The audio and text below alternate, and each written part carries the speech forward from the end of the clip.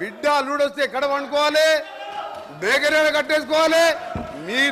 మీ రంగం మాటలు sir sir ఒకరించారు sir ఇంకా ఒకటి సార్ ఇంకా ఈయన హరీష్ రావు గారు ఒక మాట మాట్లాడండి సార్. హరీష్ రావు గారు 24 గంటలు కరెంట్ ఇచ్చినా అన్నాడు సార్. 24 గంటలు కరెంట్ ఇచ్చినా అంటే నేను ఒక సబ్స్టేషన్ సార్ బండ సోమవారం అనే సబ్స్టేషన్కి వెళ్ళాను. అక్కడ ఆపరేటర్ బస్ అయిన ఆపరేటర్ వీడియో రికార్డింగ్ ఉన్నది.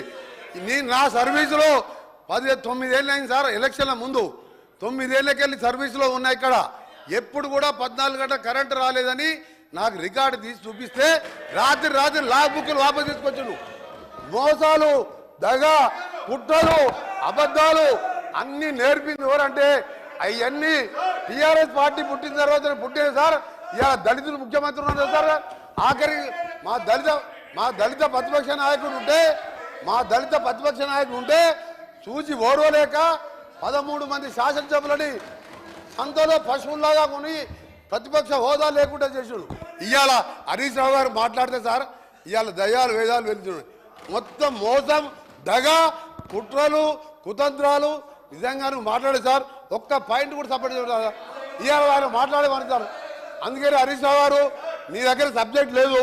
నేను అనుకోండి సార్. చివరిగా నిన్న టీవీలో చూసేవారు అంటే నిన్న కేసీఆర్ గారు ప్రెస్ మీట్లో సార్ కేసీఆర్ గారు మీడియా బయట పోయి రేపు కాంగ్రెస్ పార్టీ బడ్జెట్ మీద వచ్చి చీల్చి చెండాడుతా అంటే నేను 9 నెలలకే వచ్చి కూర్చున్నా సార్. ఇక చీల్చి చెండాడుతాడు ఎవరి ఏం చెండాడు సార్. ఆయన వచ్చే మొగలు లేక ఈయనను పంపించిండు. మా బడ్జెట్ ఏమన్నా సార్ 72,000 కోట్ల అగ్రికల్చర్ కోసం 72,000 కోట్లు పెట్టాం. ఇరిగేషన్కి 22,000 కోట్లు పెట్టాం. చేసేదే బడ్జెట్లో పెట్టాం. ఇవాళ మీలాగా మోసం బడ్జెట్ పెట్టలే. ఇవాళ చీల్చి చెండాడుతాడు సార్. కేంద్రం అన్యాయం చేస్తే, కేంద్రం తెలంగాణకి అన్యాయం చేస్తే సార్ కేంద్రం అన్యాయం చేస్తే చీల్చి చెండాని మునగాడు ఒక్క మాటకెళ్ళండి సార్ నోట్లకెళ్ళి.